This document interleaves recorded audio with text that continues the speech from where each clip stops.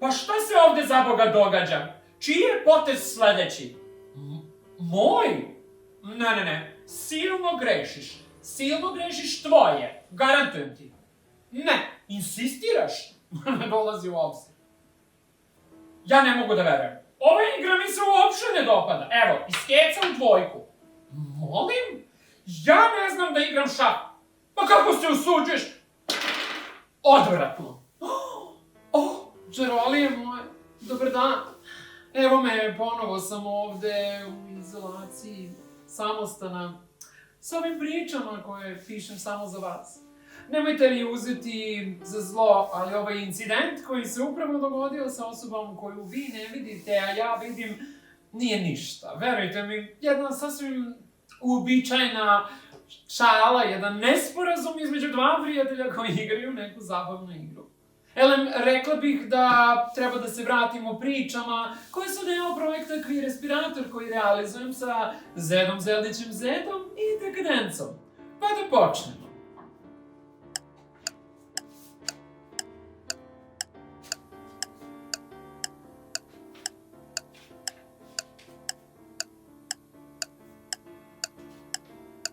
Ova priča zove se Izum vredniji od zlata.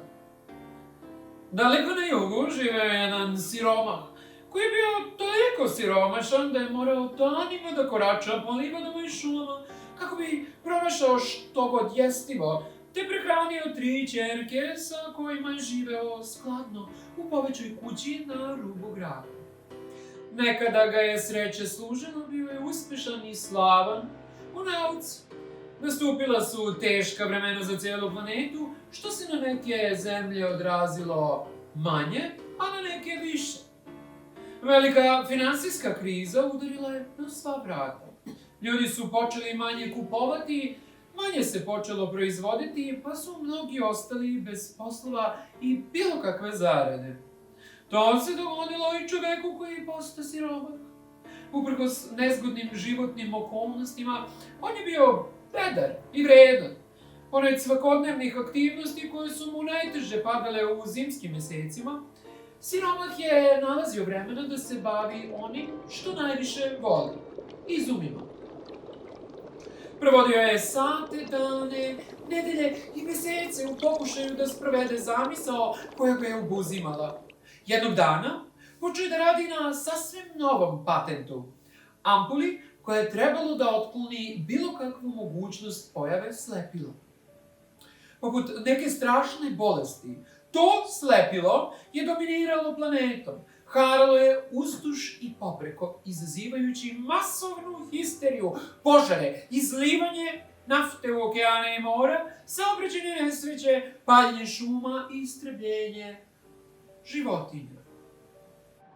Niko nije mogao da utvrdi o čemu je tačno reč, koji je uzrok ove pošasti, jer nauka nije niti mogla doći do izražaja od profita oličenog u megalomanskim spektaklima koje su ljudi smatrali važnijim za razvoj civilizacije.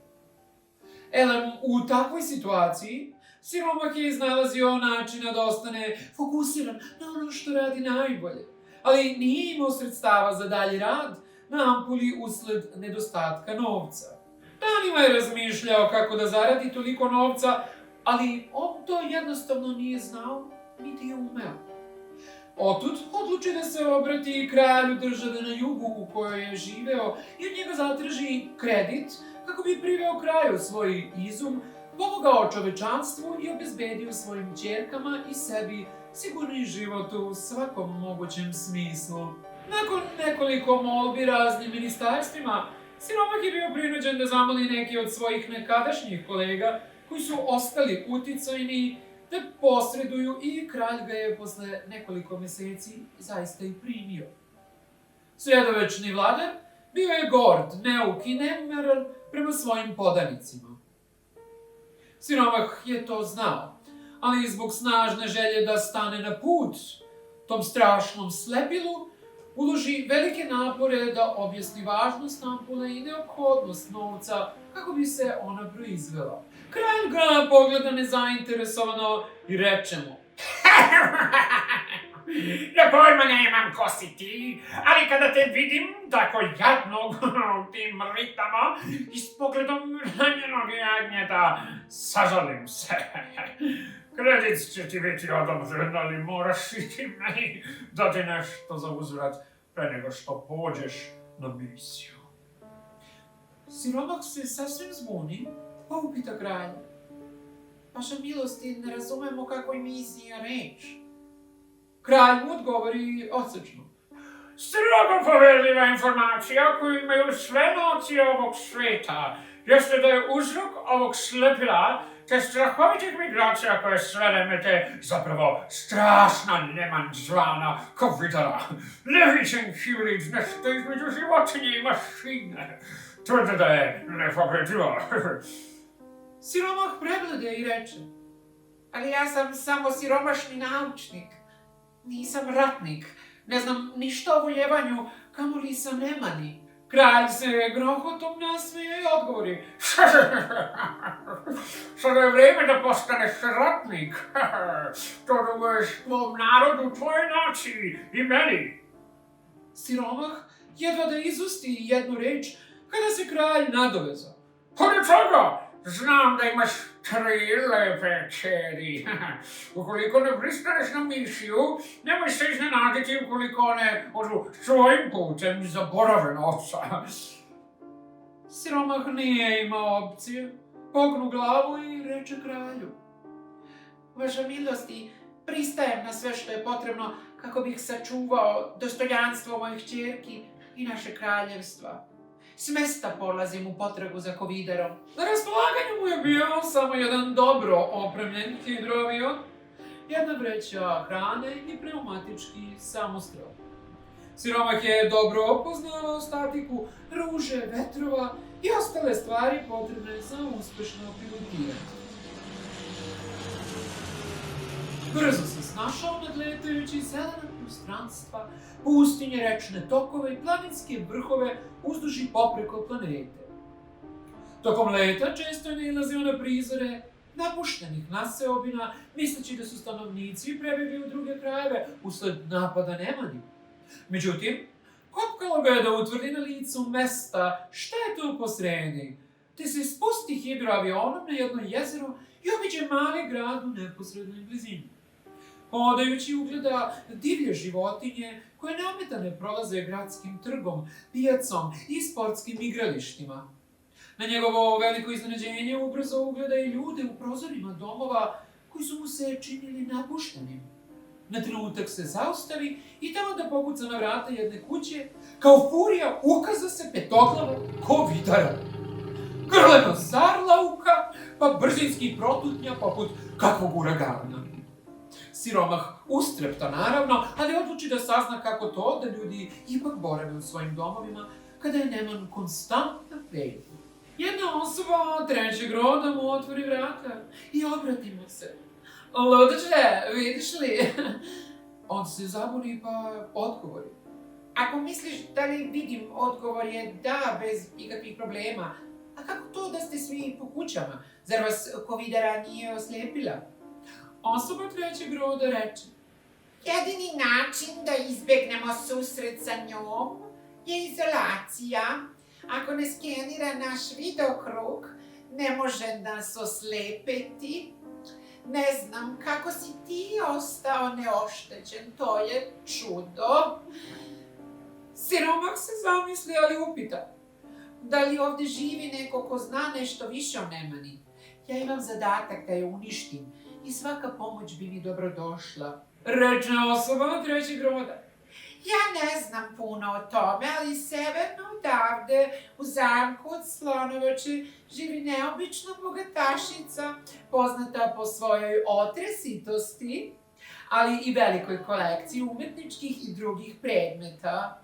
Ona ti možda može pomoći, ali pazi kako govoriš sa njom, osjetljiva je na reči. Osoba trećeg roda zalupi vratima, a Siromah zbunjeno krene da korača kroz opustili grad. Ništa mu nije preostalo nego da potraži bogatašicu. Nakon par sati potrage kroz gustu prašumu u izmaglici Ugleda neobične građevine na hramovima zaboravljenih bogova.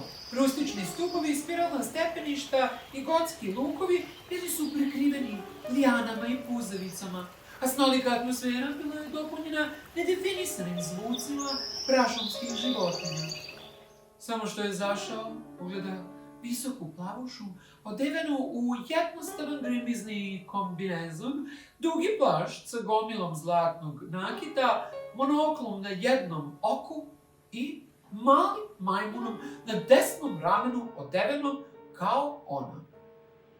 Ona se okrenu i dramatično mu se obrati. U redu, gospodine DeMille. Spremna sam za krupan kadar. Siromah se zbuni, ali prisebnim glasom je reč. Dobar dan, ja sam Siromah, mislim naučnik. Trenutno radim na ampuli protiv slepila. Ovdje sam kako bih savladao covidaru. Čuo sam da mi vi možete pomoći. Ona skloni pogled sa njega, izreče tiho ime nemani. Covidar. Ponovo mu se obrati, pa reče. Ne izgledaš kao ratnik. Heroj koji će spasiti svet. Ni ti, svemoćni čarobnjak. Ne znam kako da ti poverujem. Na to se Siromah seti prastare izreke, te se obrati bogatašici.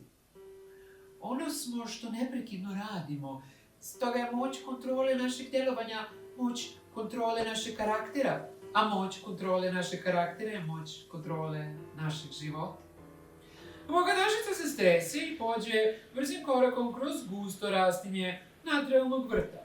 Ukaza se besprekorno uređena botanička bašta, zatim golema palata od slonovače, te jedan uzak put do obližnje pećine, gde se nalazila zbirka raznih predmeta i među njima golemi kovčeg. Ona izvadi ključ, otvori kovčeg, te reče Siromahu. Ovo je mač od neriđajućeg čelika 5. generacije, vezanog za motive, obrađene u okvirima raznih religija, koje više ne postoje. Mudro ga upotrebi i uništit ćeš Covidaru. Siromah ustuknu, zahvalio se i brzinski pohita do hidroaviona. Tražio je neman danima, ali je samo nailazio na pustoš i ljudski strah. Jednog sasvim sunčanog jutra, dok je vazduh mirisao na azot i svet činio kao da će da nestane, naišao je na Covidaru kako pravi odmor na jednom proplanku. Pažljivo se prikrade. Uspe se uz nju s pomoć bešumnih cipela koje je sam konstruisao, te joj zari 5G mač direktno u trbuh, pa je odseče jednu po jednu glavu, a ostatak trupa sprži pacačem plamena. Vest o porazu Covidare proširila se planetom brzinom svetlosti. Na sva zvona se pričalo kao da je kakav rat dobijen. Siromah se vratio u svoju državu, a na ulicama je dočekan kao heroj. Bio je ponosan, ali zbunjen, željan da vidi svoje ćerke i proizvede ampulu. Vratio se kući, ali njih nije bilo. Pohitao je kralju, koji ga je mlako pohvalio i odobrio mu kredit ne rekavši mu bilo šta o ćerkama. Siromah ga upita. Vaša milosti, ispunio sam sve što ste od mene tražili. Gde su moja deca? Kuda li su se uputila? Kralj se nasmeja i reče mu. Pa zar si toliko bio naivan? Da li si zaista mislio da ja sam ovdje da ispunjavam tvoje želje? Tvoje ćerke su izgubile veru u tebe, jedino što im je preostalo je da se vinu zvezde. Tranzitirale su, čoveče, postale su baza podataka. Iako ih ne vidiš i ne osjećaš, one su svuda oko tebe. Posmatraju te iz dalekih prostranstava koje možeš posjetiti uz pomoć drugih medija. Slomljenog srca i nemoćan da mu odgovori, Siromah se povukao u svoju laboratoriju, shvativši da jedino što mu je preostalo je da stvori ampulu. On se u potpunosti izolovao, prestao je da prati sva moguća svetska dešavanja. Ljudi su zaboravili na njega kao i na neman, koja je pretila da ih istrebi. Nastavili su po svome najprevođeni željom za profitom. Uprkos tome, Siromah je konačno napravio ampulu. Želeo je da je testira, ali nije imao na kome. Shvativši da je možda on bio slep, verujući da njegov izum može dati neku sasvim novu nadu čovečanstvu. Možda su svi napori u potpunosti uzaludni. Možda je Kovidara bila deo radikalnog plana da se uspostavi sasvim novi, prirodniji poredak na planeti na kojoj više ne žive ljudi, već neka sasvim druga vrsta. Shvatio je da više ceni šume, gde se osjećao u celosti rasterećenim. Te je siromah ostavio sve i postao pustinjak. Zeleni nomad, druid u potrazi za boljim svetom koji se nalazi negde u dubini šume. Čarolije moje, nadam se da ste uživali i u ovoj 4. priči koju sam realizovala za potrebe projekta Queer Respirator. Pratite dalje aktivnosti vaših omiljenih karaktera na internetu, a nadam se da se u jednom momentu možda sretnemo i uživo. Do sledećeg viđenja, vaša Markiza de Sada. Aplauz!